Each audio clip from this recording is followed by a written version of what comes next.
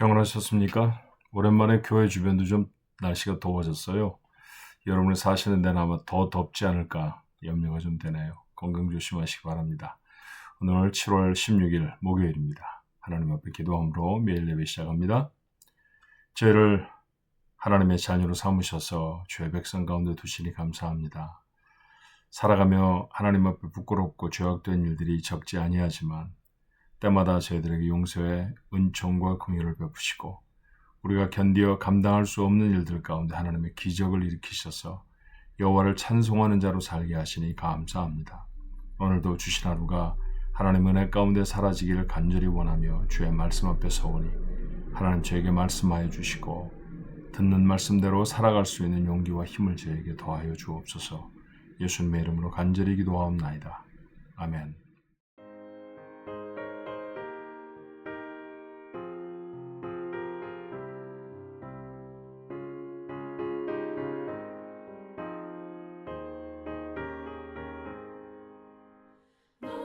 시험을 당해 죄짓지 말고 너 용기를 다해 몸부림치라.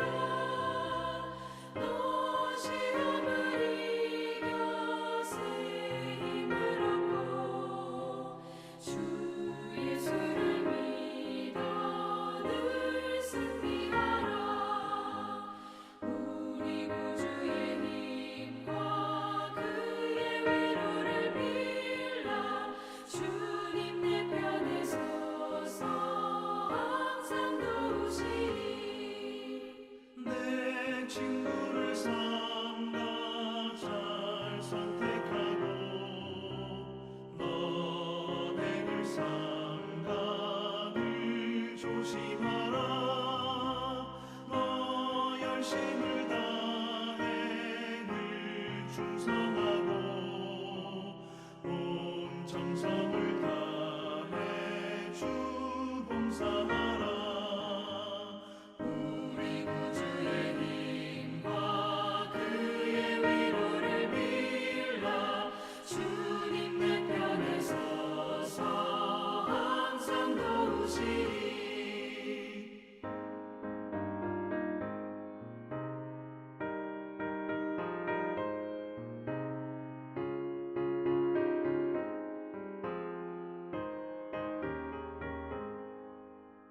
잘 이기는 자는 상 받으리니 너 낙심치 말고 늘 전진하라. 내 구세주 예수 힘 주시리니 주 예수를 믿어 늘 승리하라. 우리 구주의 힘과 그의 위로를 빌라. 주님 내 편에 서서 항상 도우시리.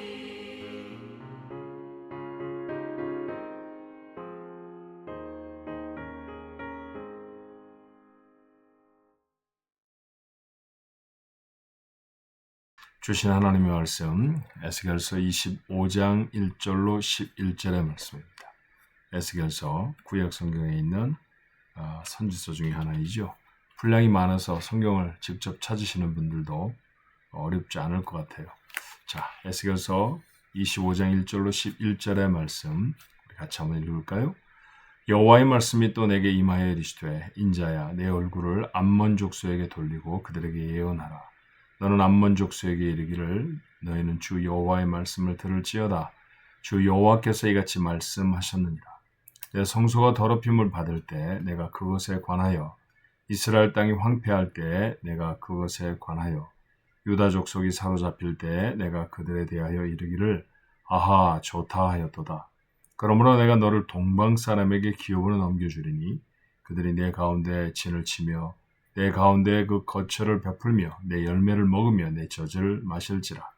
내가 랍바를 낙타의 우리로 만들며 암몬 족속의 땅을 양떼가 눕는 곳으로 삼은즉 내가 주 여호와인 줄을 너희가 알리라. 주 여호와께서 이같이 말씀하셨느니라. 내가 이스라엘 땅에 대하여 손뼉을 치며 발을 구르며 마음을 다하여 멸시하며 즐거워하였나니 그런즉 내가 손을 내 위에 펴서 너를 다른 민족에게 넘겨주어 노략을 당하게 하며 너를 만민 중에서 끊어버리며 너를 여러 나라 가운데에서 패망하게 하여 멸하리니 내가 주 여호와인 줄을 너희가 알리라 하셨다 하라. 주 여호와께서 이같이 말씀하셨느니라. 모압과 세일에 이르기를 유다 족속은 모든 이방과 다름이 없다 하도다. 그러므로 내가 모압의 한편 곧 그 나라 국경에 있는 영원한 성읍들 곧 베데시못과 바알몬과 기랴다임을 열고 암몬 족속과 더불어 동방 사람에게 넘겨주어 기업을 삼게 할 것이라. 암몬 족속이 다시는 이방 가운데에서 기억되지 아니하게 하려니와 내가 모압에 벌을 내리리니 내가 주 여호와인 줄을 너희가 알리라. 아멘. 제가 이제 몇 주간 동안 다시 에스겔서라고 하는 선지서로 돌아와서 말씀을 묵상하게 됐어요. 25장부터 시작하게 되는데 에스겔서가 어떤 성경인지 뭐 아시는 분도 계시겠습니다만 다시 한번 조금 마음에 담으면 묵상하시는 동안에 도움이 되지 않을까 싶습니다. 에스겔서는 구약 성경 26번째 책이죠. 에스겔이라고 하는 이름은 이 말씀을 기록한 사람, 제사장 에셀에게 이름을 따서 붙여진 말씀입니다. 에스겔이 받은 예언의 말씀, 그것을 48장에 걸쳐서 기록하고 있는 것이 에스겔서라고 하는, 분류하자고 하면 예언서, 선지서이겠죠. 유다는 아시는 것처럼 바벨론이라는 나라에 의해서 멸망을 합니다. 세 차례에 걸쳐서 이 멸망이 진행되어졌는데요. 첫 번째 침공은 605년, 기원전입니다. 기원전 605년에 침공하고요. 이때 포로로 잡혀갔던 사람들이 우리가 잘 아는 다니엘과 그의 세 친구들이 포함된 그런 포로들이 있었어요. 두 번째 침공은 기원전 597년에 이루어집니다. 그때 사로잡혀간 사람이 유다의 왕이었던 여호야긴이라고 하는 사람과 그리고 이 글을 받아서 적은 에스겔이라고 하는 제사장이 잡혀가죠. 그리고 마지막 세 번째로 586년 BC, 기원전 586년에 세 번째 침공을 하면서 유다는 그만 멸망하고 말지요. 성전이 다 파괴되어지고 나라가 없어져 버리는 그런 어려움을 겪게 됩니다. 자, 그렇게 두 번째 침공에서 바벨론으로 사로잡혀간 이스라엘 사람들 중에 에스겔이라고 하는 사람이 있었어요. 보통 유다에서는 공직을 맡는 나이가 30세입니다. 그래서 에스겔서를 시작할 때 보면 30년 이렇게 표현하고 있는데 그것은 아마도 에스겔이 이제 하나님의 말씀을 받아 백성들에게 나누어 줄, 전하여 줄 나이가 되었다. 공적 임무를 맡을 나이가 됐다. 라고 하는 표현 때문에 등장한 기록 같이 보입니다. 그렇게 에스겔이라고 하는 사람을 선택하셔서 하나님이 30살에 그에게 말씀을 주셨죠. 읽지 않았지만 우리가 지금 25장부터 읽었잖아요. 1장부터 24장까지의 말씀은 이 말씀을 들어야 될 직접적인 대상자, 즉 유다 백성들이죠. 고민을 했을 것 같아요. 의문도 있었겠죠. 왜 우리가 이런 어려움을 당하나? 왜 나라가 망했나? 왜 우리는 포로로 사로잡혀 와야 했을까라고 하는 것에 대한 질문이 있었을 것이고 해결되지 않는 질문에 대한 분노도 아마 있었을 거예요. 그래서 하나님은 그들에게 선지자들을 보내셔서 왜 그들이 이런 어려움을 당하게 됐는지를 말씀합니다. 우린 잘 알죠. 내용은 바로 하나님 앞에 범죄하였기 때문입니다. 하나님의 백성인데 우상 숭배를 아무렇지도 않게 저질렀고요. 사상 사람들이 저지르는 죄악보다 더 패역한 죄악이 하나님의 백성이라고 하는 사람들 속에서 저질러지고 자행되어졌던 것이죠.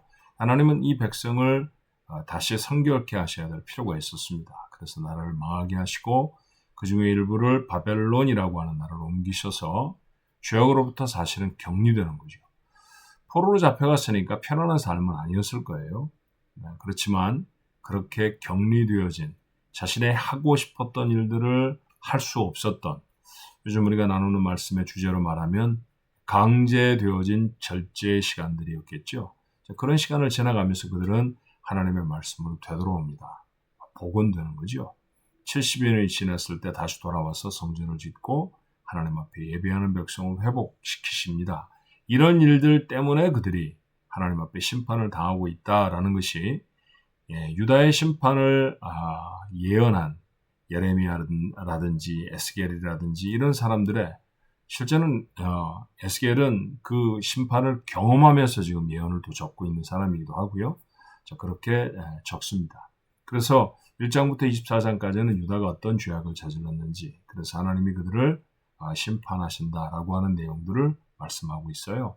근데 25장부터 32장까지의 말씀은 이 말씀을 듣는 대상이 좀 달라집니다. 그건 누구냐 하면 유다의 주변에 있었던 나라와 민족들을 어떻게 하나님이 심판하실까에 대한 이야기를 적고 있어요.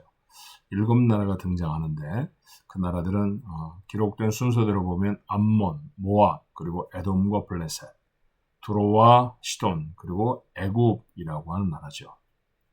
오늘은 그 첫 번째 말씀으로 암몬과 모압을 향한 하나님의 심판의 말씀을 적어요. 유다의 동쪽에 위치한, 내륙 지방에 위치한 나라입니다. 이 사람들의 가장 큰 죄악은 바벨론이 유다를 침공했을 때 그들에게 동조하는 거죠. 유다가 망하는 것을 기뻐하고 즐거워했던 사람들입니다. 3절에 보니까 그들이 그것을 기뻐했다고 했고요. 6절에는 즐거워했다라는 표현도 있어요. 왜 그들은 유다가 망하는 것을 좋아했을까요? 아마 그들에게 이익이 있을 것이다라고 기대했기 때문일 겁니다. 한 나라가 망하면 그 나라에 여러 가지고 있던 소산들을 자기들이 차지하게 될 것이다라고 하는 그런 생각을 갖게 됐겠죠. 잠시는 그랬던 것 같아요. 한 나라가 망하니까 그 나라를 침공해서 약탈을 하고 그 나라의 것들을 빼앗아오고 하늘에 재미있어 했던 나라가 바로 이 암몬과 그리고 모압이라고 하는 나라였습니다. 하지만 이 나라들을 하나님이 어떻게 하시나요? 4절의 말씀에 보니까 동방 사람에게 넘겨주신다고 했죠. 동방 사람 다름이 아닌 그들이 유다를 침공하는데 박수를 치면서 잘한다 잘한다 말했던 그 바벨론입니다. 그 바벨론에 의해서 너희도 어려움을 당하고 침공을 당할 것이다 라고 하는 것이죠. 자, 이런 기록을 적으셨던 이유가 뭘까 하는 생각을 좀 해봤으면 좋겠어요. 왜 하나님은 이스라엘 백성에게 너희가 왜 심판을 당하는지, 이 심판 속에서 너희가 그래서 결단하며 해야 하는 일이 무엇인지 가르치시는 것에 범위를 넘으셔서 주변에 하나님을 섬기지도 않고 하나님을 알지도 못하는 사람들에 대한 심판과 그들의 죄악도 하나님의 사람 선지자를 통해서 지적하고 말씀해 주시는 걸까? 3가지 정도의 이유가 있지 않을까 하는 생각이 들어요. 자, 첫 번째는 뭐냐면 온 세상 만물이 다 하나님의 주관 가운데 있다라는 것이죠. 하나님을 믿고 하나님 앞에 예배하는 사람들만 하나님이 다스리시는 것이 아니라 하나님을 알지도 못하는 사람들조차도 하나님의 손에 있다는 거죠. 그들은 엉뚱한 신들을 섬깁니다. 그렇지만 그들도 역시 하나님의 주권 아래에 있는 사람들이 바로 암몬이라는 나라고 모압이라는 나라라는 거예요. 또 한 가지 이런 기록을 적으시는 까닭은 하나님을 모르는 백성이라고 해도 하나님이 저들 속에 선한 양심을 주셔서 그대로 살게 하신 그것을 따라서는 살아야 한다는 거죠. 우리가 훼손된 하나님의 형상을 가지고 있습니다. 파괴되어지고 잃어버렸죠, 하나님의 형상을. 그렇지만 우리는 하나님이 주시는 흔적들을 가지고 있는 존재들이잖아요. 그래서 하나님이 무엇을 원해서 이 세상에 우리를 지으셨는지에 대해서 우리는 희미하게 합니다. 그런 것들을 알아내는 도구가 어쩌면 양심, 이럴 수도 있겠고요. 사람이 어쩌면 지각, 이런 것일 수도 있죠. 모자라고 부패한 대로 우리는 그런 것들을 통해 법이라는 것도 만들고 규칙이라는 것도 세우죠. 그래서 선이 무엇인지 악이 무엇인지 나라마다 조금 편차는 있을 수 있습니다만 가지고 있습니다. 그거 지키며 살아가지 않으면 심판받는다라고 하는 말씀이죠. 하나님의 일반 은총의 법들을 지켜 살아가지 않는 사람들을 하나님이 벌하신다는 말씀입니다. 세 번째로 하나님의 백성을 핍박하는 나라들은 하나님이 반드시 심판하겠다라고 하는 말씀을 적으시는 거예요. 자, 심판에 대한 메시지입니다. 에스겔에 기록한 말씀은. 그리고 심판이 있어야 되는 이유는 그것이 이스라엘 백성이든 아니면 이방 백성이든 모두 다 범죄했기 때문이죠. 우리가 세상을 살아갈 때 이 세상이 죄악된 세상이라고 표현합니다. 이 죄악된 세상이라고 말하는 까닭이 뭘까요? 죄를 짓는 사람이 많아지고 죄의 종류가 더 많아졌기 때문이겠죠. 죄의 다반사로 우리가 노출되는 상황이기 때문에 우리가 세상을 향해서 죄악된 세상 그렇게 표현합니다. 조금 바꿔서 말을 해보면요. 선한 행위, 하나님의 백성으로서의 살아가는 삶이 점점 더 어려워지기 때문에 우리는 세상을 죄악된 세상 그렇게 부르게 되는 거죠. 선한 일을 행하면 사람들이 박수를 쳐줄 것이다 라고 보통 생각하지만 안 그렇잖아요. 그렇죠?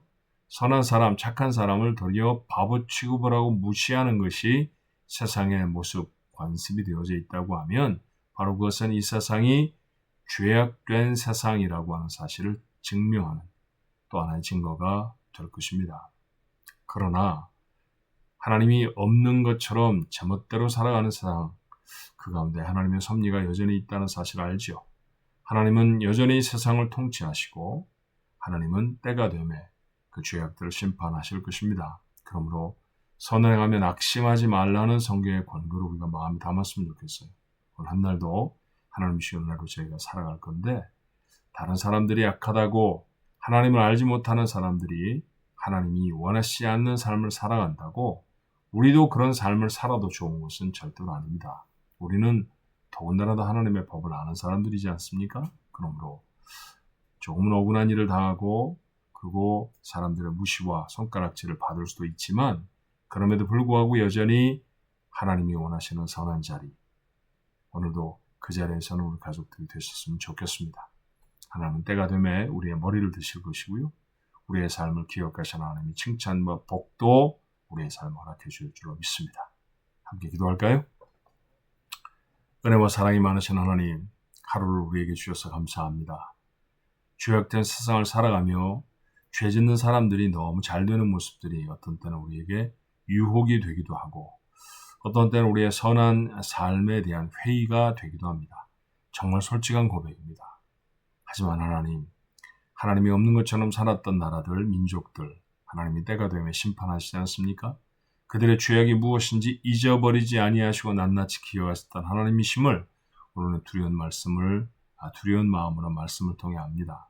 하오니 오늘 우리에게 허락하신 시간들을 하나님이 원하시는 삶의 자리를 벗어나지 아니하는 하나님께 영광을 돌리는 선하고 복된 자리가 되어지도록 주님 도와주시기를 간절히 원합니다.